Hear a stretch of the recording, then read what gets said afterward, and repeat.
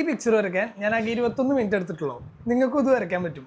ബാ പഠിപ്പിച്ചു തരാം. അപ്പോൾ നമ്മൾ ഈ ഡ്രോയിങ് ചെയ്യുന്നത് ഓയിൽ പീസൽസ് വെച്ചിട്ടാണ്. വളരെ സിമ്പിളായിട്ട് ചെയ്തെടുക്കാൻ പറ്റുന്ന ഒരു ഡ്രോയിങ് ആണ്. നമ്മൾ സ്റ്റാർട്ട് ചെയ്യുന്നത് സ്കൈൻ്റെ ഭാഗം വരച്ചിട്ടാണ്. അപ്പോൾ സ്കൈ വരയ്ക്കുമ്പോൾ നമ്മൾ ആദ്യം ശ്രദ്ധിക്കേണ്ടതെന്ന് വെച്ച് കഴിഞ്ഞാൽ നമ്മൾ ആദ്യം തന്നെ ഡീറ്റെയിലിൽ നോക്കിയിട്ട് വരയ്ക്കരുത്. പകരം അവിടെയുള്ള കളേഴ്സ് ഏതാണെന്നുണ്ടെങ്കിൽ അത് ആദ്യം അടിക്കുക.